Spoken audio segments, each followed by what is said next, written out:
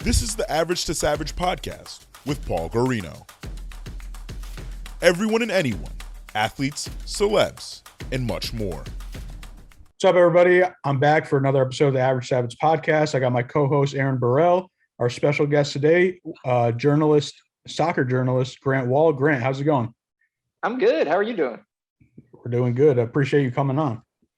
Yeah, thanks for having me. Grant, we'll pick this up and get kind of where we're starting pre-show. Is just some soccer talk, especially U.S. soccer talk. For fans like myself, it's been definitely an interesting qualification cycle. I feel like there's been 1,000,001 overreactions. There's been a lot of things going on. So I guess I'll start with just your take and your thoughts on how the campaign has gone so far. Well, the U.S. is 6 games into the 14-game qualifying campaign, and they're on track to qualify for the World Cup. You know, that's all that really matters when it comes down to it for these 14 qualifiers. And I totally understand that fans have some PTSD from not qualifying for 2018. And so I do think there's going to be some emotional reactions when the team inevitably doesn't have some games where it plays very well. So the U.S. had its first loss in qualifying in Panama in this most recent window, and they performed poorly in that game. They probably deserved to lose. And yet these were 3 games, 2 home games, 1 away game. They did win the 2 home games and came out of it with 6 points from the window. So overall, is the U.S. on track to qualify? Yes.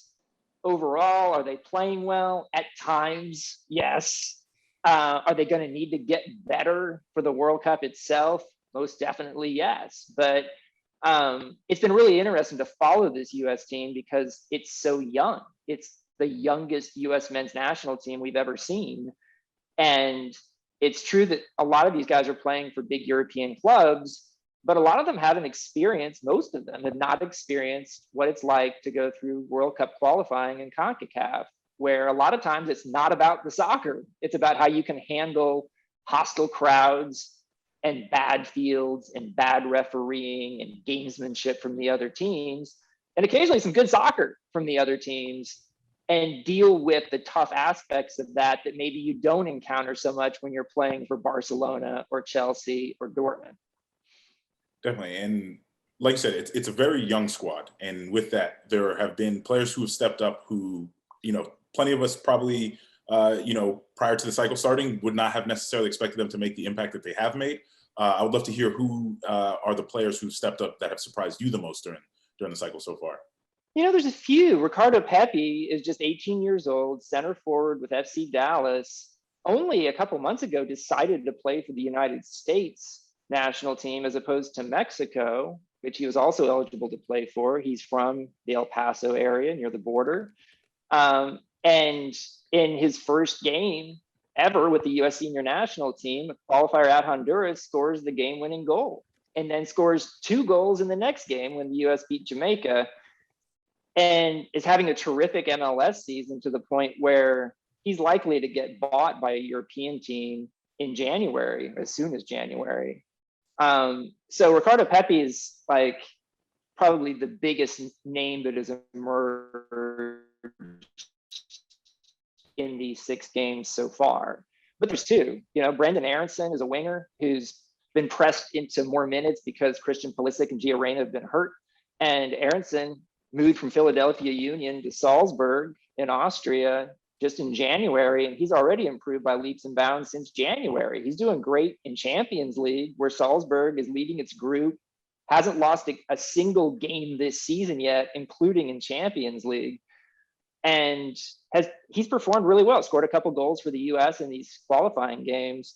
So those are some standouts, I think, but also Eunice Musa, another 18-year-old, plays for Valencia in Spain, chose to play for the U.S. over England was the main competition, though he's eligible for other countries too.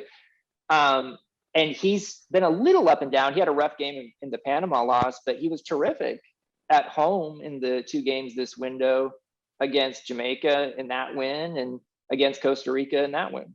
The World Cup, they're pitching it for every 2 years. Like, what are your thoughts on that? Bad idea. It's turning into a farce, basically day by day. It's not too complicated. The World Cup has always been men's or women's once every 4 years, kind of like the Olympics. But FIFA, that's, the men's World Cup is the only real revenue producer for FIFA in a 4-year period. And so this is all about money, as you might expect. FIFA wants to have men's World Cups every 2 years. They'd get twice as much revenue and be able to distribute that revenue to each national association that's a member. But there's a lot of pushback, as you might expect. And, who would lose the most if FIFA had a World Cup men's and women's every 2 years? The confederations, the continental associations would lose the most, none more than UEFA, the European group. And so they're clearly fighting it. And the individual national associations in Europe are fighting it. And if those groups threaten to boycott the World Cup, many of the top teams in the world are European national teams. So it's not very complicated. I just think it's a little silly for FIFA to try and couch all, this desire for more revenue. They're trying to give all these other reasons, and they think we're kind of stupid, and that we'll believe those. But I just don't think the men's World Cup will end up going to once every 2 years. What they might do is institute a sort of NIT type second level tournament, like a world championship for teams that don't qualify for the World Cup. I could see that happening. And that wouldn't necessarily be a bad thing. Just don't call it a World Cup, which is the indication that we got this week from the FIFA president. But I think they're kind of just throwing stuff at the wall right now. And I just don't want to see them ruin the sport, or, I think the World Cup's the greatest sporting event there is. But I think one of the reasons it is that way is because it's once every 4 years. And if you have it too much, too often, I think you'll end up diluting it. Yeah, I could not agree more. I think that's the thing that FIFA potentially are forgetting in this. And even as you say, adding more competition, like to go to like the Europa Conference League, adding that. Do you feel like we're in danger of the game being too diluted by adding too many games? There's a lot of dangers here, but that's a big one. And I think also just player safety. You can only play so many games of a high level in one calendar year. And the authorities just keep adding more and more games, more and more tournaments. Even we see World Cup qualifying in Europe and for the US as well. They're playing 3 games now in 7-day windows. They've never done that before. They've only played 2 in each window in the past. And so when you combine that with all the travel around to these 3 games, in addition to the travel, a lot of these players are flying over from Europe, flying back to Europe. You're asking a lot of the players. And I do wonder if this is going to potentially cause the players internationally to form a stronger players union, because in soccer, everything's so fragmented by country and stuff. The players unions that do exist are nowhere near as powerful as the NFL players union or the NBA or MLB players unions. And if the top soccer players in the world decided, okay, we're going to have a strong players union and threaten to not play in a World Cup if it's every 2 years, they'll have a lot more power. They just haven't done it yet. So I'm curious to see if that finally happens. Yeah, for sure. And then what do you think? You think it's important for MLS players to be on the U.S. national team? Yeah, I mean, it is. And it's interesting to see this current U.S. men's national team, which has a lot of young players who are already in Europe, but there's also some players that are currently playing in MLS. and may soon go to Europe, but they're currently in MLS. So Matt Turner, the goalkeeper, has played all but one of the qualifying games. He's with New England Revolution, fantastic shot stopper, could very well go to Europe soon. And then, Pepe's still in MLS for now. Walker Zimmerman captained the US team, the defender in Panama. He plays in Nashville. Sebastian Lletget plays for LA Galaxy. When Jordan Morris gets healthy and comes back from his ACL injury, playing with Seattle, he'll be with the national team. One thing I've gotten a sense of, and I've written about this on my Substack site in my coverage of the team, is that there's this US team right now does not seem to be divided internally between factions. And so under Jurgen Klinsmann, there was a division between the German-born players who had joined that team and the rest of the team. And under Bruce Arena after that, there was a division between the MLS-based players and the European-based players. And everybody I've talked to on this current US men's national team says there really aren't any divisions. And the MLS-based guys are friends with the European-based guys, and there's a really good atmosphere inside this US team. Now, you still got to bring it on the field, but if the chemistry is good inside the team, that does carry over, I believe, and I think the players believe, to how they play together on the field. Yeah, definitely. And I want to switch gears now and go more into the journalism side. Like, so how and why did you get into sports journalism? I decided the second I was in high school and realized I was not going to be a professional athlete, which didn't take very long, that I really enjoyed writing. I would love to write for Sports Illustrated. I remember talking to friends about it in high school. I had gotten a gift subscription to Sports Illustrated when I was like 8 years old for Christmas, and I read it cover to cover every week. And so I went about trying to do that, when I was still in high school. So went to college at Princeton. They didn't have a journalism degree, but they had a school newspaper. So I went to the sports department the first week I got there, and ended up writing for the school newspaper.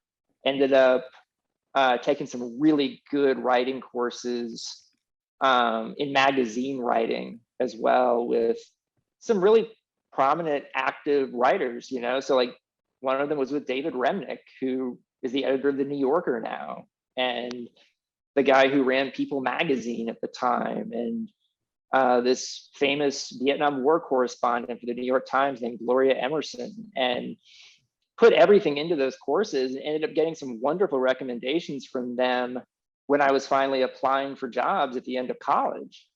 So I got a foot in the door at Sports Illustrated as a fact checker, which isn't even really a writer, but got in the building right after graduating and decided I was going to give myself 3 years to be a full-time writer, or I would try and become a newspaper writer somewhere else. Got to be a full-time writer within a year and ended up staying there for almost 25 years. So that's kind of how it went. Incredible. Now, recently on Twitter, I know that there's been a lot of buzz about what an actual sports journalist is, or the definition of a journalist. I'd love to know what your definition of a journalist is.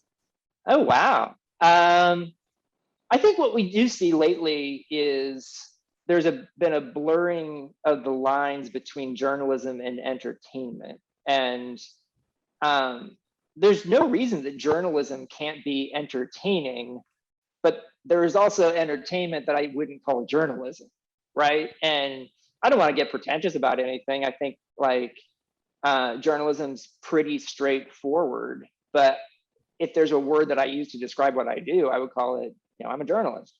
And so that involves dealing in fact, not having really any gray area on that, and I do opinion, I do analysis, but a lot of it is what I would call, I've earned that point of view with my reporting. And so I always want to be interviewing people. I always want to be learning new things. And if I'm learning new things, my readers will learn new things. So when I started this Substack site in August, I made sure to get a travel budget from Substack, because a lot of people on Substack are sort of pontificators, and that's fine. And a lot of them have, really built a nice business doing that. But for me, my bread and butter is doing journalism. So I think the kind of journalism that people will want to pay for is really high-end stuff. And so that's why I want to do things that not everyone is doing. And so I'm covering, there's other journalists covering all the US World Cup qualifiers, but I am making the promise that every magazine style story you get after every game comes at 9 a.m. Eastern, and it's going to have content that you don't see elsewhere. And that requires a lot of work. And so I'm going to go to Europe and do, magazine style, deeply reported stories over there that you're just not going to see elsewhere. Like I learned, years ago that what I do best from a quality perspective is much better tied to subscriptions than to clicks and advertising. And advertising's gone away to a large extent. It's gone to Facebook and Google. And so you've seen advertising in all types of publications, whether it's traditional print magazines like Sports Illustrated or online digital advertising has gone down for those publications. And if you're just tied to a strategy of clicks and advertising, you're incentivizing quantity, not quality. And that's not me. I don't want to be on a hamster wheel just churning out content that's not very good. And I'd much rather do really high quality stuff that you'll be willing to pay for with subscriptions, and maybe not churning out as much quantity, but doing really good work. Yeah, I definitely feel that, like quality over quantity, that classic saying. I know you have a podcast too, Fútbol, and it just got picked up by Dan Le Batard and friends. And then you have a mini series now with Landon Donovan to talk about the U.S. National team. So how did all that come about?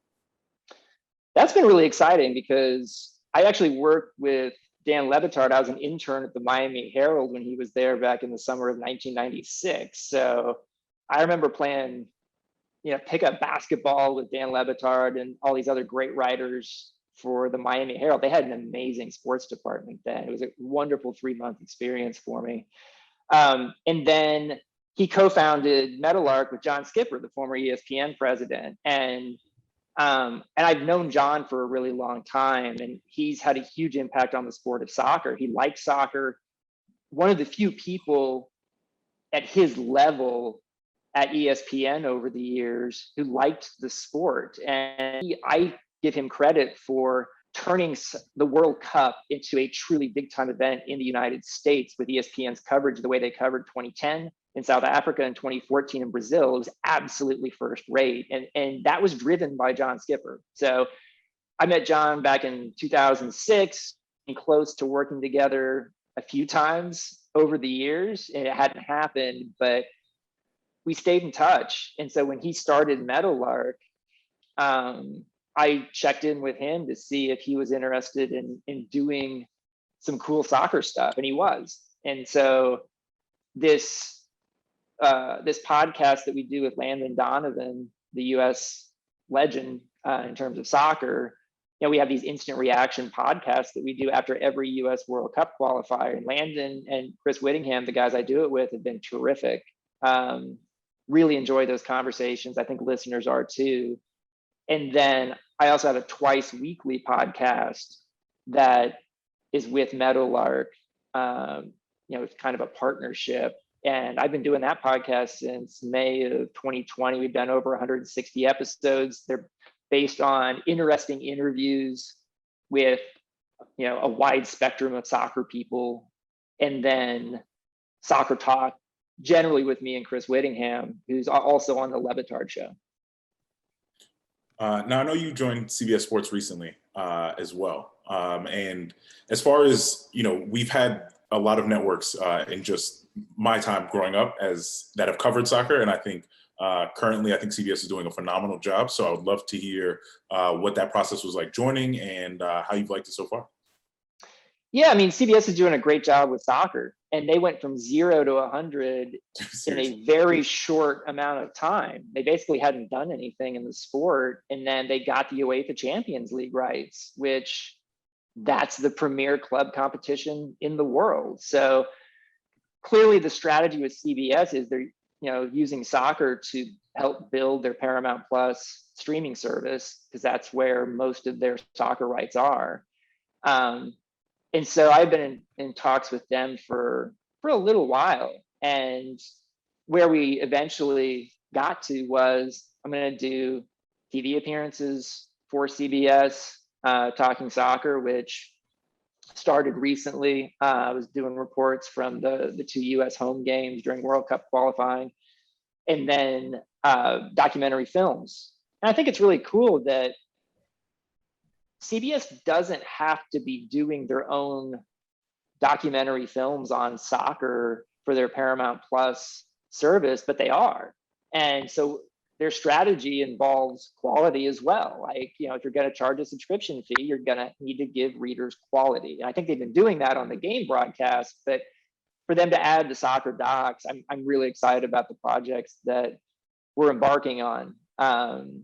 And that was kind of my thing. I wanted to piece together doing as much really high quality work as possible, and also owning as much of my own content as possible. So I'm able to do that with my writing on the Substack side. I own all my content on the podcast side. On the TV side, it's a little hard for an individual to own your own content to any large extent, but that's why I am with CBS. And I have the freedom also, like with Meadowlark, we're going to be doing some docs as well on soccer. So hopefully that announcement will come out soon. But like, it's a really exciting time, I think, for high quality soccer storytelling. I've been doing this, since the mid 90s. But one neat thing is that the streaming services, the big ones like Netflix and Amazon and Apple and whomever, they're global. And so if they love having good soccer stories for the global audience, and who knows, you might have a Ted Lasso that catches on in the US as well. And so there's a lot more interest in soccer storytelling now than there's ever been since I've been doing this. There's a few follow-ups I definitely want to take this in. But to start would be, you kind of touched on it with streaming. I remember when I was a kid, it was extremely hard to watch sports. Or not to watch sports, I'm sorry, to watch soccer specifically. Yes. You watch sports very easily. Soccer was not always so easy. Now with streaming services, I have seen, even at the grassroots level, kids wearing jerseys and supporting players that I'm like, I would have never known about this when I was your age. But as a veteran in the business, how is it for you to see this change from, we've gone from television to now streaming? How is that? I mean, in the soccer space, you're totally right. It's revolutionized our ability in the United States to watch professional soccer from around the world, from the US, from wherever. I mean, we literally I'm serious, we went from being one of the worst countries in the world to watch soccer in the United States as recently as like maybe the early 2000s. To one of the best countries in the world in which to watch professional soccer. You can see soccer from everywhere in the United States now. Now, the downside of that, I would say, is that you do have to pay for it most of the time. And that's where, I'm a cord cutter. So one of the reasons I cut the cord was because I found myself subscribing to a lot of streaming services for soccer, and cable actually didn't have as much at a certain point. There's still some, but it's funny. I also just recently bought an indoor HD antenna so that I can, there's there is a bit more soccer on free-to-air TV now, including Spanish language. And I'm finding that approach very interesting because you can watch Champions League for free on Univision over the air. And, most of the time for CBS, you're having to go to on a pay streaming service. And it's just different strategies. But for the consumer, there's a lot of availability now. And I love that. I love that ability to see that much soccer. I can't watch all of it, obviously, nobody could, but it's nice to have the choice. Yeah, absolutely. Matter of fact, to plug your CBS, I was watching a Brasileirão game, and I was watching, I think it was Corinthians and somebody else play. And those are teams that like I knew about just because I grew up in Florida where, there's a large Brazilian population, but I would have never watched, a game between Corinthians and say Palmeiras before. But now, like, it's so easy and so accessible. It's great for a fan, is what I basically do.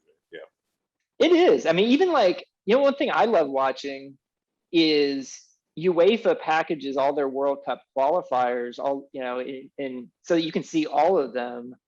And I like seeing games in like Andorra just to see what it looks like around the stadium and outside. And CBS got the CONCACAF qualifiers. So like, I just love that stuff. And it's kind of a soccer geek thing, but just the ability to see games from all over the world is amazing. The one thing I wish is that I still think my dream would be to have a platform you could subscribe to called All the Soccer and not have to sort of switch around platforms. I don't think we're ever going to get there, but I do hear it from fans that are getting some subscription fatigue and just sometimes want to know, like, where do I get the game? And there's ways to find out. There's places like 5soccertv.com you can go to, and I use the app FOTMob on my phone, which has everything, tells you where it's going to be showing. But it's complicated sometimes, right? Because even if you want to watch an English Premier League game, it might be on one of like 3 different NBC platforms, and you never totally know for sure which one. So it might be on NBCSN, it might be on USA, it might be on Peacock, or it might be on NBC over the air. And that gets tough for like, I imagine like someone who's like 65, 70 years old, just trying to figure this stuff out. It's kind of tough. Yeah, absolutely. It's got to be difficult. Yeah, definitely. What advice would you give to a young journalist? Oh, wow. I mean, the media landscape's changing so much all the time. And so it's hard to know sometimes, what should I focus on, especially if you're starting out. But like, I do think there's some skills that are timeless, right? And so being able to write well is timeless. Learning a foreign language, in my sport, learning Spanish is going to help you no matter what. In the United States, the most popular soccer team is the Mexican men's national team, and that coverage is typically in Spanish on Univision and Telemundo. But if you want to reach a big audience, being able to speak Spanish is big. Just acquiring interviewing skills if you want to be a journalist.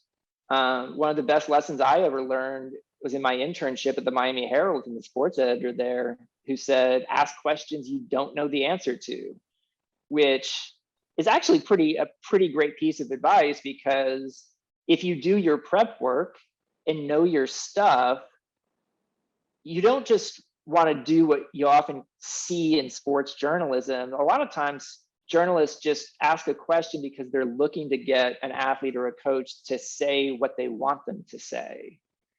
But if you're doing that, you're not really learning anything. So if you ask questions you don't know the answer to, your chances of learning something new increase. And so I've always tried to think of that, and you can use that in any setting. It can be a post-game setting. It can be a long sit-down feature interview. It can be whatever. But the point of interviewing people is to learn new things. Yeah, definitely. I don't know. Like, I've done a couple different ways. Like did a lot of research on people, or if I know, like, I don't know about you, like sometimes if I know the person too well or know them personally and I interview them, it's kind of like I know it's not a good interview type thing. Cause it's like, sometimes I forget to ask them stuff because I know it already. Yeah, that's part of it. I mean, like that can happen. I mean, like, and also too, I mean, like if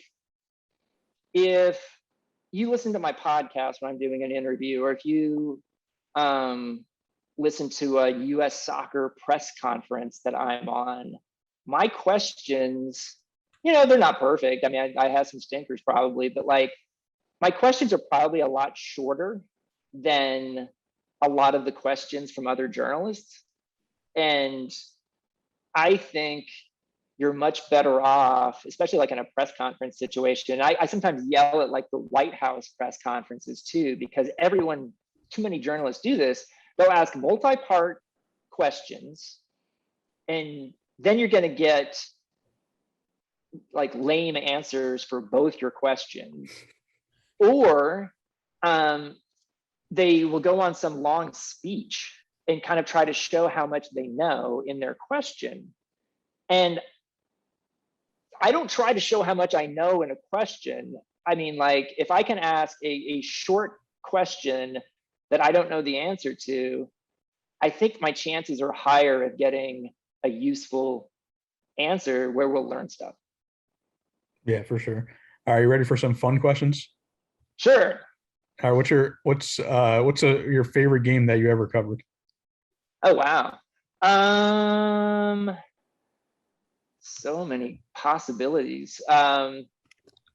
In soccer, it would probably be the '99 Women's World Cup final, which was just such a cultural event. And it was very early in my career. And I remember so much about that day. Kind of crazy considering it was a 0-0 game, but that's what I would say in soccer. And then, I did basketball a long time, from 96 to 2009 at Sports Illustrated. So yeah, best basketball game I ever covered was probably,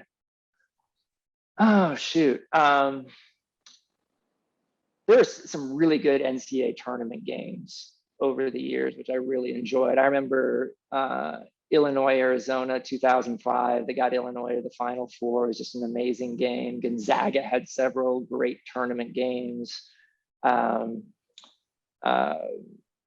And then, including one against Arizona that Gonzaga lost. And then, it's funny though, when you think about it, it's like the championship game is often not that great. Like the games that I remember standing out the most are the ones before that.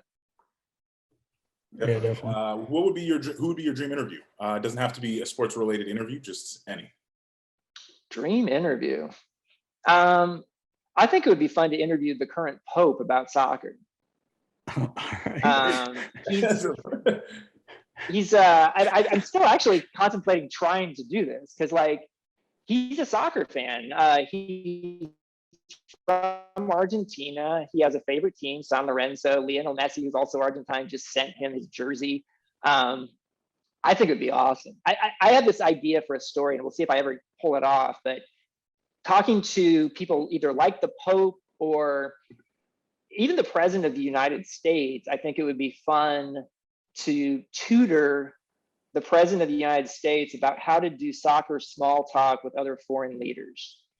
And I think it would help his job or her job, I mean, like if you can, like Angela Merkel is a big German national team fan. And if you want to like break the ice with Angela Merkel, who I guess is leaving office, but still the point stands, talk to her about soccer. And so it would be fun for me to put together sort of a tutorial that I could give the president and just write about sort of that interaction. I think it'd be fun. Yeah, that'd be awesome. Like I want to see. Yeah, I want to see and watch that happen. If you could play as one player in the world, if a man or a woman, like who would you want to be for like a game? Oh wow! I mean, Diego Maradona at his highest powers I think, is the best player of all time. And you can have a long argument about whether Maradona was better than Pele, and a lot of that involves like length of career and length of time at the highest level. And obviously, Maradona had a lot of self-destructive behavior. And so, outside of 86 to 90, wasn't as good. He just couldn't have been as good. But from 86 to 90, I don't think anyone's ever been better than that. He won the 86 World Cup almost single-handedly, won 2 Italian leagues with Napoli, which had never won the league there before, in 87 and 90. And in 90, when he won the Italian league, he was basically on a drug bender every like Sunday through Tuesday, and somehow was able to like recover in time to like lead his team to the title. It's not a heartwarming story, but it's like kind of impressive. And it's sad what happened to him, that we lost him at age 60 last year. But like when he was at his best, I recommend to everyone to see that HBO documentary on Maradona, because it's fantastic. I was just going to say, so Diego played a little bit before my time, so I didn't really get to catch all of it, but watching that documentary and really getting a feel for everything that he did was incredible. But I want to take that, and one thing you touched on earlier was Ted Lasso. And I know you recently interviewed Nick Muhammad. What was that like, getting to interview getting to interview Nate, especially after he's getting so much hate because of the way he behaved towards Ted? I mean, Nick's done a tremendous acting job with Nate in season 2, right? Because like we got to know this character in season 1, and he was sort of this feel-good story. Seemed like a nice guy. It seemed like he was getting an opportunity and having a positive impact coaching. And then in season 2, he takes this sort of dark turn, and you learn more about his story with his family. And one thing I love about Ted Lasso is just they walk this very fine line between comedy and real stuff. And they do it very well. So it was interesting for me to talk to Nick and just hear how he approached that as a guy who didn't have any formal acting training, who, went to Cambridge and was like doing like really brainy stuff even before he started doing comedy. And just sort of hearing his approach, and yes, he's gotten a lot of hate responses on social media and things like that, but like he's right when he says like he takes that as almost a badge of honor, because that means he played the role the way he wanted to play it. He's also just like the nicest guy in the world, and so it was really neat to have that interview with him and get a sense of who he is and what he's doing with acting. And like I was surprised, he had never been to the United States till he like for that he was nominated for an Emmy for Outstanding Supporting Actor in a Comedy. And he had just returned for the second time in his life to the US because he's acting in a movie in New Mexico right now with John Hamm and Tina Fey. So like clearly Ted Lasso's had a huge impact on his career and opening up opportunities that he didn't have before. Will we get a cameo from you in season 3? My hope, and this is a very big fingers crossed, I almost feel like I might jinx it if I even mention it. I've had 2 friends get what I call book cameos. So if you ever see Coach Beard in the coach's office, he's holding up a book from time to time. And that's included so far my friend Jonathan Wilson and his book, Inverting the Pyramid. And then my friend Simon Cooper's book, Football Against the Enemy. They've gotten book cameos. So I am still holding out hope that one of my 2 books will get a book cameo, but we'll see. If it does, this is a historic moment. So I'll one other question I have for you is, I know in the US, especially our soccer shows do not tend to be as dramatic as, for example, say, what is it, El Chiringuito in... if we were to get one that was about U.S. soccer, could we see you on it? I would love that. I would love that. I don't know how many of your listeners know El Chiringuito, but I love it. It's this Spanish 3-hour telenovela / soccer talk show that comes on at midnight every night in Spain, and it is tremendously popular. And it is kind of this bare bones budget show that has like a band of like 6 or 7 people who are regulars, but the sound engineer is amazing. And they have like all of these like arguments about the game from that night, or Real Madrid or Barcelona, and they'll have like thunderclaps that go on, and like the camera guy is like shaking, like is like in the face of the people as they're talking. And it's definitely extreme, but I kind of love it in a guilty pleasure sort of way. So I wouldn't mind if we got something like that in the United States, but and I'd certainly be up for it. I love that stuff. Who would your cast be? Who would your 6 regulars? If you had to Well, I really like what Herculez Gomez and Sebastian Salazar are doing on ESPN, on ESPN Plus with their show. Like they're trying to increase what I call la polemica, the arguments over soccer, and they're trying to bring a bit more of a Mexican media style show. Like their feeling, and I don't totally agree with it, but I respect it, is that we're too nice in American soccer media, that there's not enough criticism like there is in other countries. And I certainly feel like I've been critical at times over the years. I have a personal record. The 5 times I've written that somebody should be fired, whether it's a coach, a national team coach, or the US soccer president, or the MLS commissioner, every single time that person has lost their job or been fired or resigned. So